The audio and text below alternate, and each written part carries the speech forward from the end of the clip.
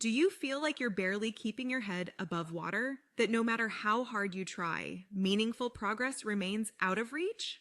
Heather gets that. She battled an eating disorder for years before seeking help. Now in recovery, Heather is here to tell you that positive change is possible even when it doesn't feel that way. Join her as she shares openly about her struggles and small triumphs. Fair warning though, Heather doesn't hold back. Her candid story may trigger some.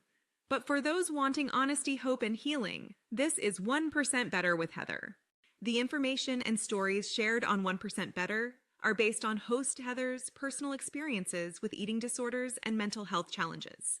Heather is not a licensed doctor, therapist, dietitian, or other health professional. Her advice and opinions should not be taken as professional medical advice. Please consult your physician or a qualified health provider regarding any medical or health-related issues.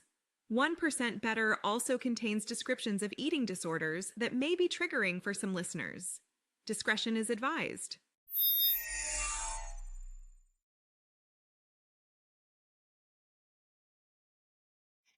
Hey there, little gappers, and welcome to 1% Better with Heather. Today in the studio, I have a very special guest. I have Anne. Now, is it Poirier or Poirier? Poirier, yes. Okay, I'm trying to make it sound fancy. I know it is kind of fancy when you sound it when you say it like that. Makes you sound rich. That's what I think. I like it. Welcome, my friend. Welcome. Thank you so much for having me, Heather. I'm happy to be here. And so, go ahead. Oh, sorry. No. Sorry. I was going to just share a little bit about me because I figured that's what you're going to ask. Yes. So you can jump in. But I am an eating disorder recovering person. And I don't necessarily, sometimes I feel like I'm recovered and other times I feel like I'm recovering. And so that's part of, I think, my journey. But I'm an intuitive eating counselor and author of a book that I wrote my story and my way out of things. And now I work with people on all things kind of mental health and well-being and how do we live in this world full of anxiousness and stress and depression and all of the behaviors that come with that. All the fun stuff. Yeah. Right? Keeps things exciting.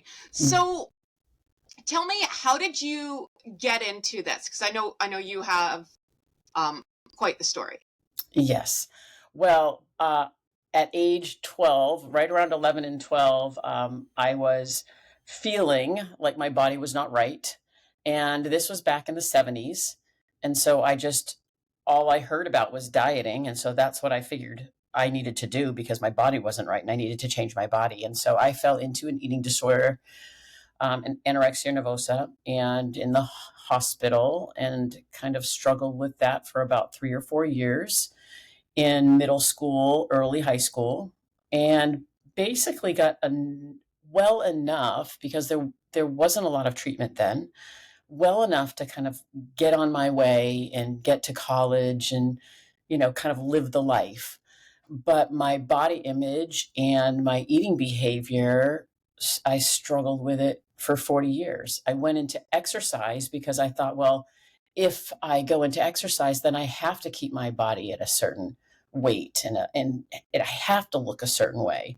And because of that, it just kept the ball rolling with my own disordered behavior around both food and exercise, trying to continue to reshape or make my body the way it was, I thought, quote unquote, it was supposed to be.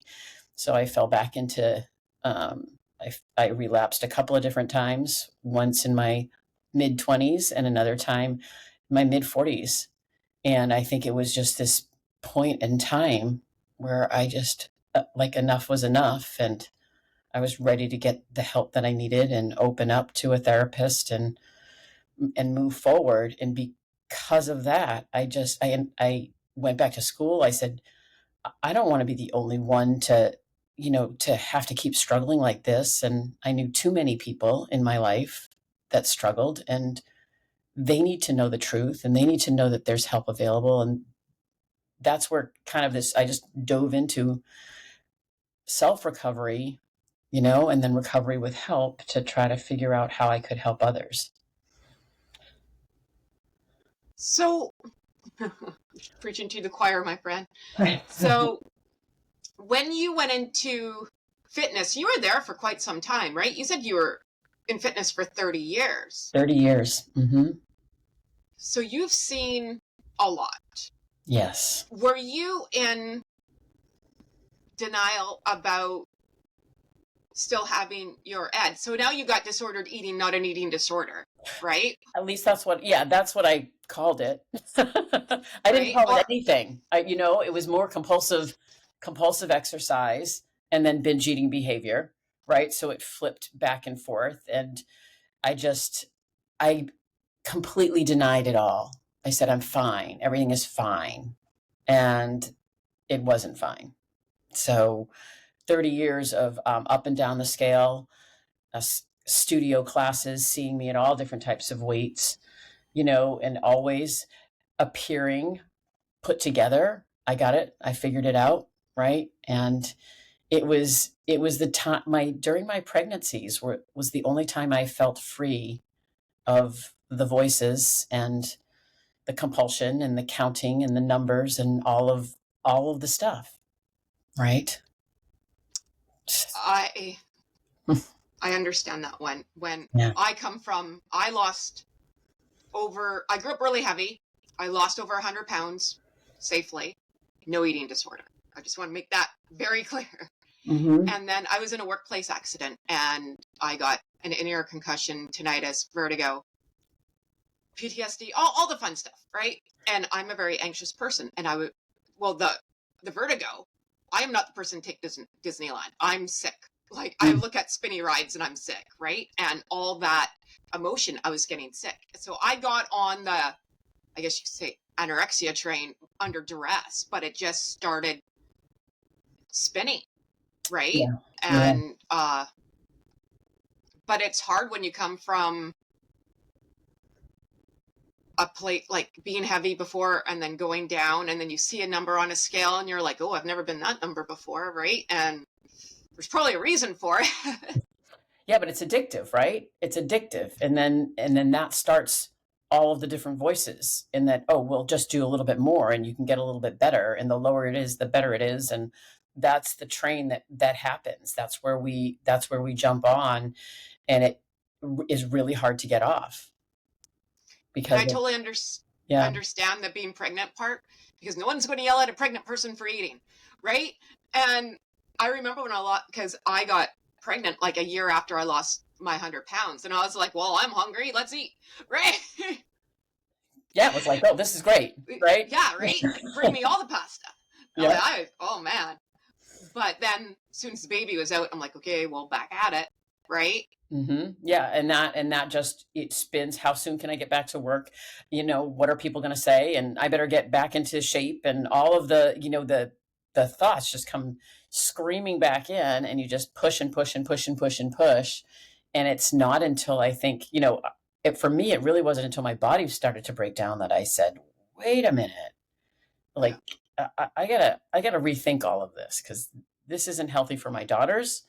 And it's certainly not healthy for me. And how do I step out of this roller coaster, as you call it, or treadmill, and just start to role model something a little bit different for my family, but also for other people. So when you got that aha moment, did you know right away, like, I'm just going to go into this and help other people? Like, what motivated you to do that? Because a lot of people don't want to talk about it. It never happened. Bury it. Never seen it before. Yeah. It takes a strong person to talk about their shit, right? Well, I think that what helped me the most, other than therapy for me, was my journal and writing my thoughts and writing my story and writing things down. And I started this little kind of blog, not just to my friends, just writing a few different stories about my life and different ways I'm understanding the brain and our self-talk and all of that. And I had people coming to me and saying, I have a voice like that too. And I can't believe that you did that and went through that. And I've done that too. Like it just really surprised me. And it was at that time when I said, maybe I do have a story to tell. I went back to school, and then I got really mad when I went back to school for eating disorders and learned, kind of about diets and diet culture and all of that. And then I just was pissed off because no one ever told me any of this. And that's what drove me into doing this work. And really, this work for me is about our next generation, because I don't want our next generation to have to struggle and have to live the way that I know way too many people have lived. And so you bring up a good point with the next generation, because I interviewed someone and she's younger than me. I think she's in her early 20s. And now I'm 40. I'm going to be 46 in 3 weeks. So I'm not too far behind you, Mm-hmm. right? I was born in the 70s, but I don't remember it. But I was talking to her, and she was talking about growing up in social media, and like Facebook came out when I was in my 30s. No one I knew had a computer in the 80s unless you were loaded, and that wasn't my neighborhood. Nope. Right? Nope. And so it really wasn't this thing. And she's talking about 10-year-olds who would go out and have photo shoots to take their Facebook profile picture. I was like, what? Are you crazy? And she's like, no, that's what I grew up with. And she had that as well. And I guess I never really put it together, because me growing up, and probably you, all I knew about diets was whatever my mom was doing, whatever the fad thing was, the grapefruit diet, the cabbage soup diet, Weight Watchers. Crystal Light was the thing. Cottage cheese was I think that's why I can't get behind this cottage cheese movement, because I'm like traumatized. I've never had cottage cheese. I just remember my mom eating that with grapefruit, and I can't get, I know, like, no, run. Cottage cheese trauma. Right? Yeah, I need therapy over cottage cheese. And, like, what else was the thing? And then it was Atkins, and then it was Dr. Bernstein, and then now it's keto. Like, I know. It's exhausting. And then these girls and boys growing up with social media like this, and then now everything's doctored and nothing's real. Like I always say, no one on the internet except for me, is truthful. Everyone's full of shit. And the sooner you figure that out, the better off you're going to be. Because it's lighting. I don't look like this. You should see my lighting. You can land a plane in here. Yeah. But it's all like filters, and people are really good at it. And now there's AI. I know. I know. It's crazy. How do you set people up for success when all that's coming at them? Yeah. And that's the point, is that we have to make sure that people start to be aware of how damaging some social media can be. Not all social media, but a lot of it can be very damaging. And, part of kind of the work around body image and the work around all of this is to curate our social media feeds. Get off it if you can, but some people can't because it's their job and they've got to be on it and doing their thing. But how do you curate it so what you see doesn't trigger you, or what you see doesn't make you start to feel bad about yourself and move you into behaviors that aren't helpful for you, or just continue to spiral you downward and not feeling good enough, not feeling thin enough, or successful enough, or rich enough, or anything enough, right? And that's the problem. I read a stat the other day that the average selfie person takes 20 takes before they post the average selfie. And that doesn't surprise me at all. Let me make sure everything looks just right before I post this to the world. And then we have cyber bullies, and that, we have that in schools, but now all of a sudden that can be done 24/7. And we got to figure it out. I'm with you. Social media is a beautiful thing, and it's the devil. Exactly. Right? You've got to know. And even for me, I'm old as dirt, and I should know better. But I mean, I've been trolled, and I'm like, you're picking a fight with the wrong crazy person. But like, come on down, But I can put it away. But then there's some things, like when I was going through recovery, and I don't know if this happened to you, even watching certain TV shows. I remember watching The OC, and I loved that show from 2004. But all these girls are in California, in bikinis, stick thin, and here's me trying to recover, eating a family-sized bag of Doritos, gaining weight every 2 seconds. Yeah. And I would just bawl. I'm like, I can't watch this. And it's not the show's fault at Mm. all. It was just freaking me out. Yeah. Did you go through anything like Yeah, that? it's more of the same. Like, here, no, this is what you're supposed to look like. This looking like this means love. Looking like this means acceptance. Looking like this, means belonging. Like everything will be okay. You're worthy if you look like this. And I just think, for women, and that's probably because of when I grew up, but I see that, and I know it's just as prevalent now for men, and we put all our worth in the body basket. Like, I'm only worthy if I look like this, and I'm not if I don't. And that's heartbreaking to me. And how do we, I don't know the answer. I just work with one person at a time, trying to shift their perspective around their body and around who they are as a person, and develop that and break apart all of the belief systems and, the social norms that we've grown up with. So how do we get to that point of learning to love ourselves and being, and I know it's like not even, let's just backpedal, not even love, just look at yourself in the mirror, not cry, and not want to pick yourself apart, and just be neutral. Yeah. This is my body. This is what I look like. Yeah. Okay. Yeah. It's that, and that the term body neutrality and the concept of body neutrality really helped me on my own recovery, on my own recovery through this, because I started to see my body for all of the things that it does. I stepped away from the appearance piece. I don't have to love my body, but hating it is not helpful either. It was kind of this, like, let me just step in the middle and turn down the volume of society and appearance, and you're supposed to look like this, and turn up the volume on my own, what my body does for me every single day. Every single thing that I've ever done my whole life, my body has been with me.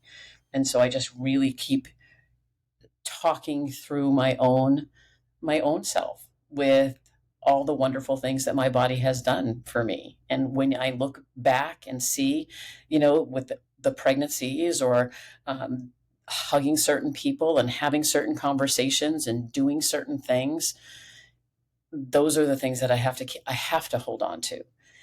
And if we, as in our generation, in our generations, the older generations, if we can see our bodies differently, and we can start to appreciate our bodies in different sizes, then all of a sudden we have the ability to role model for these generations that are coming up underneath us. That's where it starts, because this is generational. Like you said, it was your mom. You remember your mom's diet, and her mom probably dieted. Same with mine and my mother's mom. And it just gets filtered down generation after generation after generation. And like, where does it end if we don't stop it? It's exhausting, Mm-hmm. right? Like, if people knew what it felt to be us, oh my God, like, I'd have a better chance running from here to California and back and not be as exhausted, right? Living in this. I know. But yeah, you get on this hamster wheel of hell, and it just doesn't. It doesn't let up at all. No. until you start to step back from it and start to see things differently. I really started to see people for who they were, and try to pull apart this. Why did I think that I had to have a body that looked a certain way in order to be loved, in order to be accepted? And then realizing that I don't have to. I can choose not to hold on to that belief. No, it's not easy. And yes, it's hard with our society.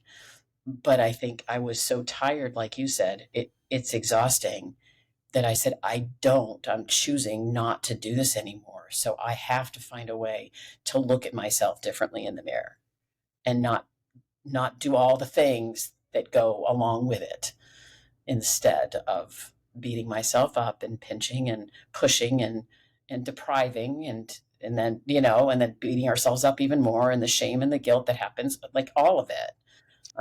I guess I got to that point where I can't do it anymore, and I choose not to do it anymore. So, well, I know that's the hardest. the long part. journey. It's a long journey. It's literally jumping off a speeding train. Yes. And you're like, I'm going to, honestly, you're going to die one way or another. Mm-hmm. Which one do you want? Right. Right. You could live. Yeah. You could tuck and roll down the hill. Yeah. It's going to suck. You might be hurt. Yeah. But you can mend. Yeah. Right. Yeah. The other one, you're going into a brick wall, and there's no coming back from that. And I will say, with what I just said too, there are still days. Like it doesn't go away. I think we want to get fixed and we want to be done. Right. Let me just fix myself and I'm done, and I can just cruise. I don't believe there's cruising. I believe this is a daily work, and we continue to do the work for ourselves and for our families and for our next generation. And that's what I just, I keep refocusing and refocusing and refocusing on the things that I have built up to matter more than the obsession that took most of my life. And I think there's some anger there too, probably. The things that I miss with my kids, the things that I'm like, I don't even remember college. I don't remember periods of time in my life because it was so I missed a lot. And so those are the things that keep me moving forward and keep me on this train recovering, daily. So I'm there with you. If there's not photos, I got a good 2-year chunk I don't remember. I mean, but that's your brain, right? Yeah. You can't remember anything when your brain's not nourished, right? And I was really ill. I was in the hospital, right, on a feeding tube and going to die. Yeah. Horrible. So but it's funny how you get into that, because I'm with you. If you look up denial in the dictionary, my face is right there, right? And I'm looking at these doctors going, where did you go to college? I'm fine. Mm-hmm. Meanwhile, I weigh 84 pounds and I'm 5'10". Yeah. Right? And they're looking at me going, no, crazy lady. No, your brain's not working, right? Yeah. Right? Yeah. So, it's once your brain starts to get nourished, it's so much better. But it's an addiction. And I say that all the time. And the sooner you get that through your head, the better off you're going to be. It's no different than drugs. It's no different than alcohol. You get in this cycle of punishing yourself. No matter what your eating disorder is, you have this addiction to punish and not feel or push down feelings. That's why people do drugs. That's why people drink. You don't want to feel feelings. And how do we learn to feel feelings and be okay? Because we weren't even taught. Taught to, no, don't cry, don't be angry, don't be upset, don't be frustrated, don't be mad, right? Don't be disappointed, don't be sad. Like you're a robot. Just like what then? What do we do? Yeah. Right. And so it's a whole learning. We need to learn how to be okay with emotions. And that's why my journal was my best friend. When I was sad or when I was angry or when I was disappointed in myself or when I was embarrassed or humiliated because I gained weight, and all of those things, and being able to go to the journal and talk to the journal and allow my emotions to come out and be okay, validate the emotion that we have and not let it run all the behaviors. Just take, what is it? I just heard it the other day. Feel the feel and take the wheel, which I think is just an interesting, I'm sure it's been around a while, but let's allow our feelings. And then who's going to drive the bus? I'm going to step back in, I'm going to let myself feel, and then I'm going to step back in and take control and move forward from there. So can we talk relapse for a bit? Because hey man, I'm no saint here, right? And I always say I'm going to be in recovery forever, right? It's a journey, and no one gives you a map, and you just got to figure it out, right? People can help you with tools, but at the end of the day, you're in charge, and Slick, our eating disorder voice, is talking a little bit more. Yeah. Doesn't work well when you got the Tasmanian devil driving the bus. Right, exactly. So, and then there's shame that comes with relapse. absolutely. Because I was in, again, denial. I'm like, I'm not relapsing. I'm totally fine. Yeah. Right? I'm totally fine. What do you say to someone who's relapsed, and maybe like, how can you stop the snowball before it's an avalanche? Yeah, it's such a good question. And it is the awareness that the behaviors are getting to be taking over your life and taking over the moments in your day. Like what's the percentage of time in your head that you are spent thinking about these things? And the higher that percentage is, the closer to relapse someone is getting, right? And it's that pull to the behavior. And I think you said something brilliantly. It's when things are going crazy. So when we're in a high stress situation or something just happened that was really hard in our lives, those are the times when we don't like how we feel, or we feel out of control. And so let me take control of something.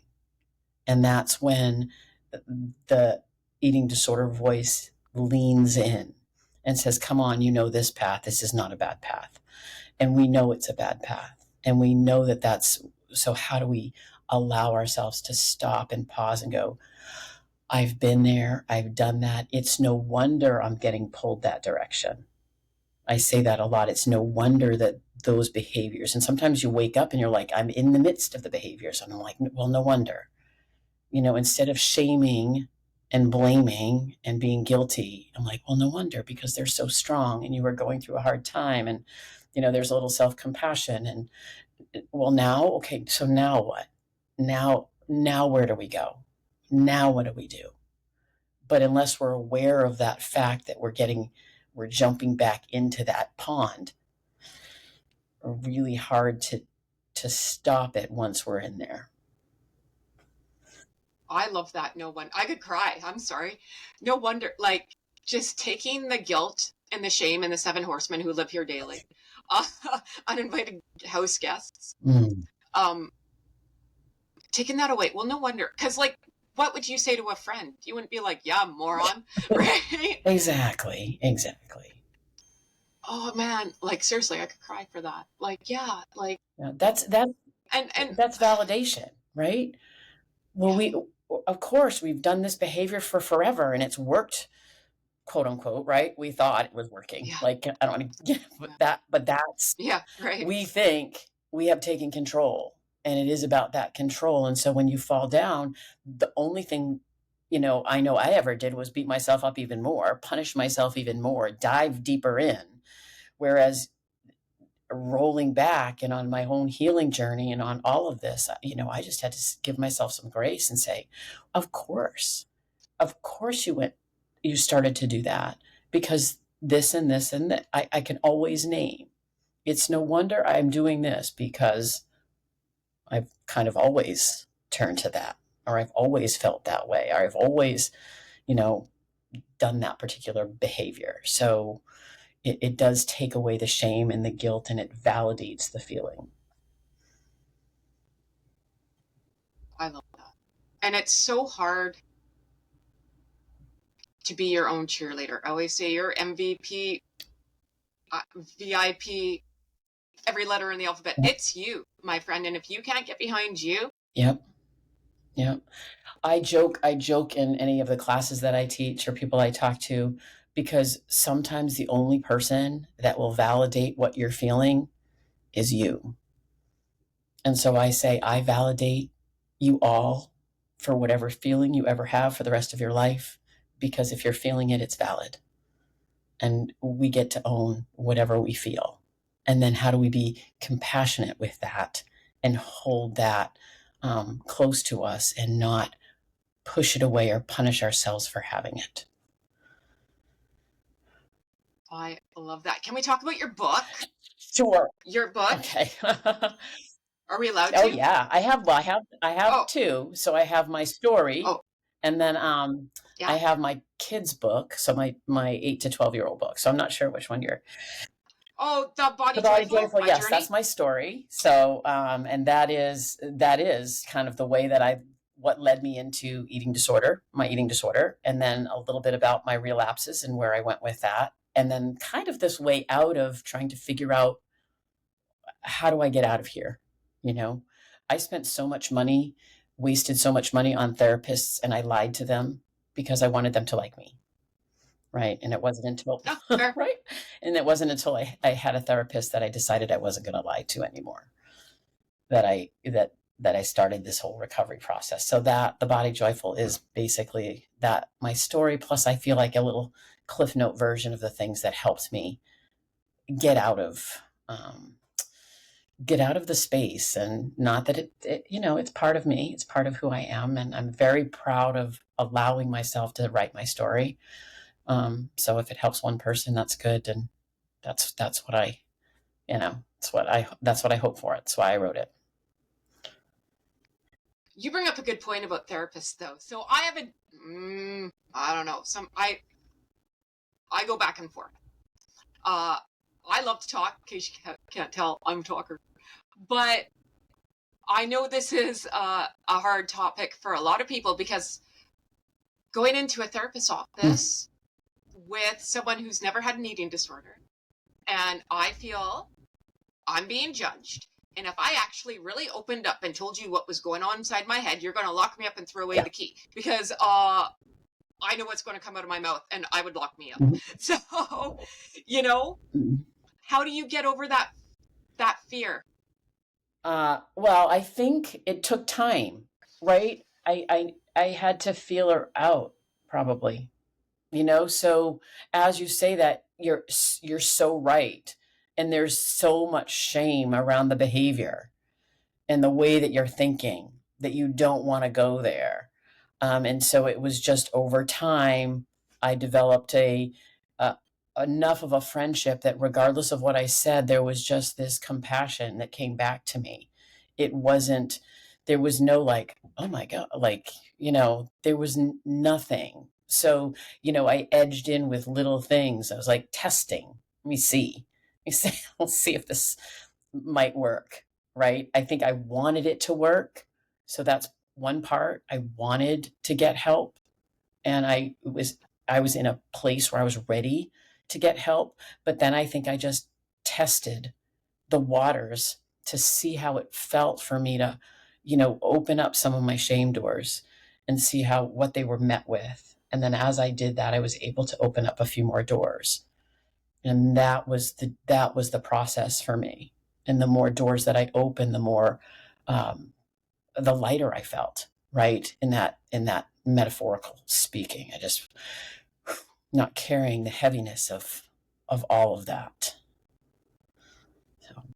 I love your door analogy. I say that too. Like, opening up the first door is always hard, and you're pushing on it, and it's like a old medieval iron door, right? And you can barely move it. But eventually, I always say, like, the doors open like at the superstore. Boom, they just open. Yeah. And things, and it's getting through the first couple iron doors, though. That is, yeah, it's having a little trust in yourself, and continuing to say, it's that pick your hard. I can push through this door, which is really, really hard, and be very, very vulnerable, or I can stay spinning in this behavior, which is really, really hard, and I don't like it here either. And I gotta go somewhere. Yeah. So. Yeah. No, that makes sense. Yeah.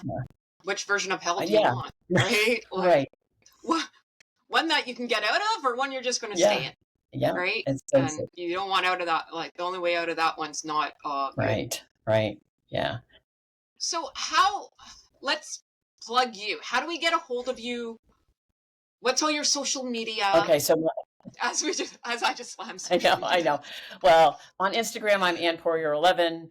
And then I just go by my name, Ann Poirier, on Facebook too. I do have Shaping Perspectives as well, but Ann Poirier is really where you can see what I'm doing. And I have a private Facebook community called the Body Joyful Revolution, and where we don't talk diets. We talk about trusting our bodies and body neutrality, and all sizes and shapes are worthy and accepting, and let's try to change the conversation. And so those are the places where you can, and LinkedIn, I'm on, Ann Poirier on LinkedIn. So, and I will plug really quickly my child's book, which is called Not a Fat Annie. It's for 8 to 12-year-olds. And it's a story about a girl being bullied because of her weight, and her way out of that, and her way dealing with that. And I think that's my, it's my like love child for how do we reach this next generation to tell a different story and see how we can empower ourselves as a 10 or 11-year-old in school with having a lot of crap. You had your redo. Like you went back in time with like Michael J. Yes. Fox and you fixed it. Well, that's the hope for that Well, that book. So that's a fiction. That's a lot of inner healing work, Yeah. my friend. Yeah. And that's what Congratulations helps, on right? I think, the writing has been been my best therapist, has been the writing. I love you. And I want you to come back. I love you too. I do. You say what's on your heart, and your energy is infectious. And I appreciate the open conversation around all of this. So thank you for that. See, I just get teary when I talk to people who are passionate about what I'm passionate about. So thank you for your work. Well, thank you for saying that. I fully believe secrets kill. And like we were talking off camera, I'm not here to give you a highlight reel. Forget it. That's not real life. And how are you supposed to find your village and find your guides and find the experts if no one's going to tell you the truth? I know. Right? And life is sometimes not so fun, but when you can find your village and your people, right, it makes things so much easier because you're not alone. And this disease makes you feel you're alone. You're the only one suffering with it on the planet. And that's simply not true. There's lots of us, and lots of us who want to. Yeah. There isn't anything. I don't believe, I haven't heard yet anyway, anything that surprises me, because I probably already tried it, thought of it, did it, like it just, and I know you understand that and you get that. So there's safety in that space, when I have conversations with other people, because they're like, she gets it. She understands. And there's no judgment. Yeah. Like, no, like us who have come out, right? I have a sick sense of humor. So like, we'll laugh at stuff, and I'm like, okay. And people are looking at us like, that's not funny. I'm like, well, kind of is. Depends on your experience. Once you get to the other side. Yeah. Right. It's, you gotta find the funny. Otherwise I just cry all day, and that's not going to get me anywhere. Yeah. The humor, I think the humor can be a really good healing space too. So, yeah. So you have to come back. I need you to come back. I have so many more questions. I would love to come back. So thank you. Thank you for this conversation. I appreciate it so much. Oh, I'm just so excited I met a new friend. Me too. Thank you. Gotta love a Canadian. No.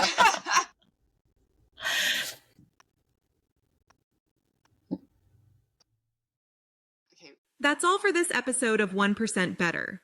To continue the conversation, head over to our website at www.1percentbetter.ca, where you can access more stories and resources. We'd also love it if you subscribed and left us a review on your favorite podcast platform.